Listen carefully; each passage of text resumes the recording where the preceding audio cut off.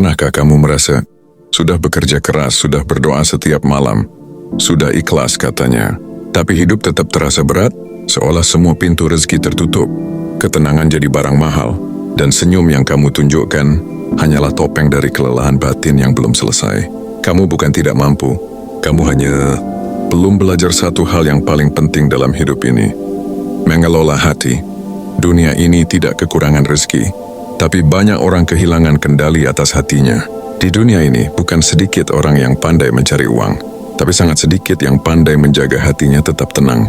Manusia modern dikejar target, dikejar waktu, dikejar rasa takut ketinggalan. Padahal semakin keras kamu berlari tanpa arah hati yang jelas, semakin jauh kamu dari kelimpahan yang sejati.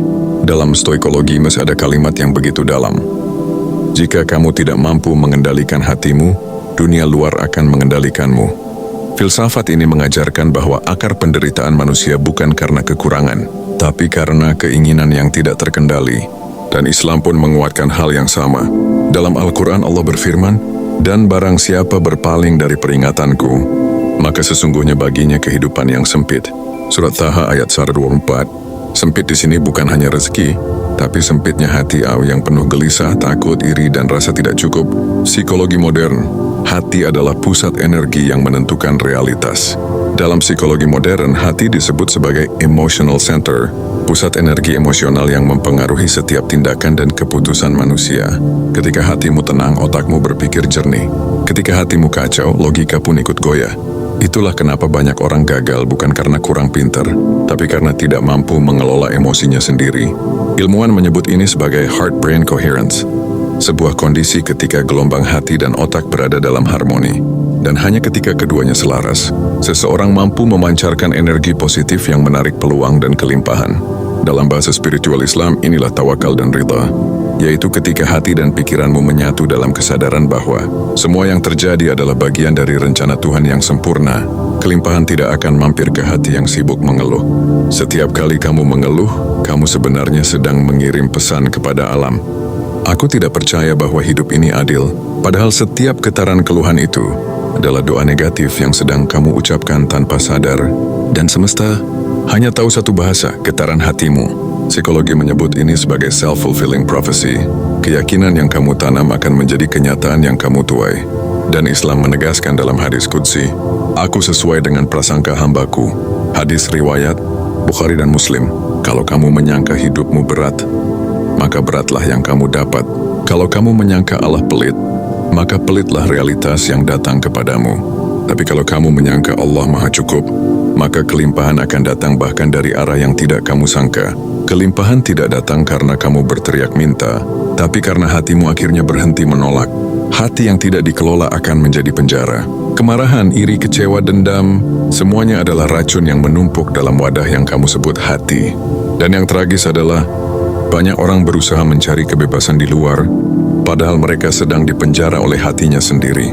Seorang sufi berkata, "Musuh terbesarmu bukan orang lain, tapi hatimu yang belum kamu jinakkan." Begitu juga stoikologi mengajarkan self-mastery, yaitu kemampuan menguasai diri sendiri sebelum mencoba menguasai dunia. Sebab apa gunanya jabatan tinggi, mobil mewah, atau rumah besar, jika setiap malam kamu tetap gelisah dan takut kehilangan semuanya?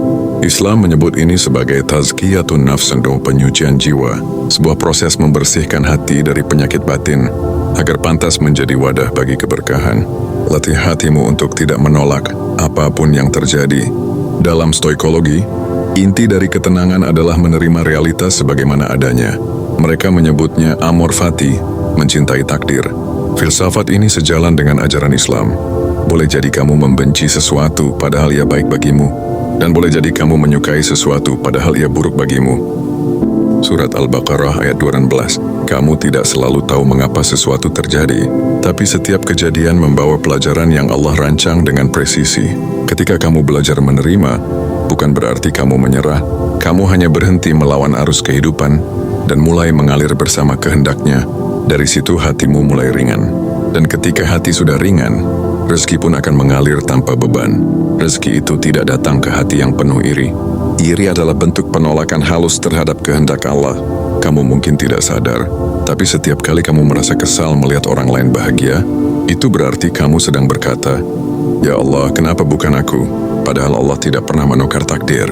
Yang jadi milikmu tidak akan pernah meleset, yang bukan milikmu tak akan pernah menetap.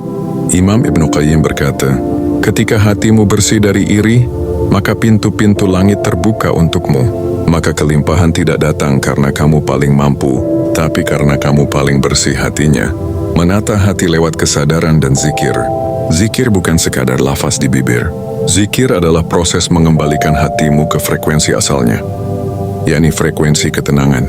Ketika kamu berzikir, kamu sedang menyesuaikan kembali getaran energimu dengan kehendak ilahi. Dan disitulah pintu kelimpahan terbuka, karena hati yang tenang akan menarik ketenangan. Hati yang penuh syukur akan menarik keberkahan, dan hati yang sadar akan menarik arah hidup yang baru. Itulah mengapa Allah berfirman, ingatlah hanya dengan mengingat Allah hati menjadi tenang.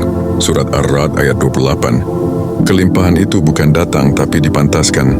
Kita sering memaksa Allah memberi sesuatu yang kita belum pantas menerimanya. Kita berdoa minta kelimpahan tapi masih menyimpan ketakutan. Kita minta rezeki besar tapi masih tidak percaya diri dengan amanahnya. Padahal Allah tidak menolak doamu. Dia hanya sedang menyiapkan hatimu agar kuat memegangnya. Sebab rezeki besar dengan hati kecil hanya akan jadi ujian yang menyiksa. Tapi rezeki kecil dengan hati besar akan jadi keberlimpahan yang membahagiakan. Maka fokuslah bukan pada seberapa banyak kamu punya, tapi seberapa pantas kamu dijadikan saluran keberkahan. Praktik harian mengelola hati. Latihan ini sederhana tapi dalam. 1. Bangun dengan kesadaran. Sebelum buka HP, buka hatimu. Tarik napas panjang, ucapkan, hari ini aku memilih damai. 2. Amati emosi tanpa reaksi. Kalau marah, sedih, kecewa, jangan lawan. Sadari, peluk, lalu lepaskan perlahan. 3. Syukuri hal kecil setiap hari. Karena rasa cukup bukan datang dari harta, tapi dari kemampuan menikmati yang sudah ada. 4. Maafkan. Setiap hari ada alasan untuk marah, tapi juga ada alasan untuk tenang. Pilihlah yang menenangkan. 5. Zikir dan refleksi. Biarkan namanya terus berdengung di dadamu, sampai segala yang berat berubah jadi ringan. Ketika hatimu tenang, alam pun akan mengikuti. Ada hukum yang lebih halus dari hukum gravitasi, yaitu hukum vibrasi hati. Kalau hatimu tenang, orang baik akan datang. Kalau hatimu bersyukur, peluang akan mengalir. Kalau hatimu lapang, rezeki akan mudah mendekat. Bukan karena semesta tunduk padamu, tapi karena kamu akhirnya selaras dengan iramanya.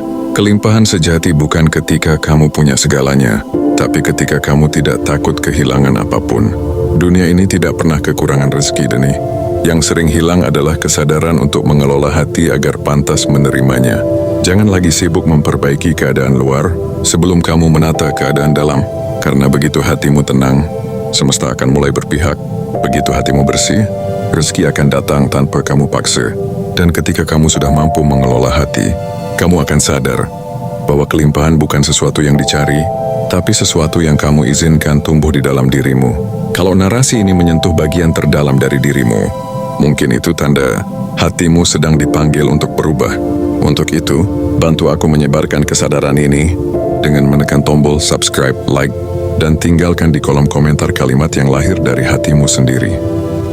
Aku sedang belajar mengelola hati menuju kelimpahan, karena mungkin dari tulisanmu, Allah sedang mengirimkan pesan bagi jiwa lain yang butuh nafas baru hari ini.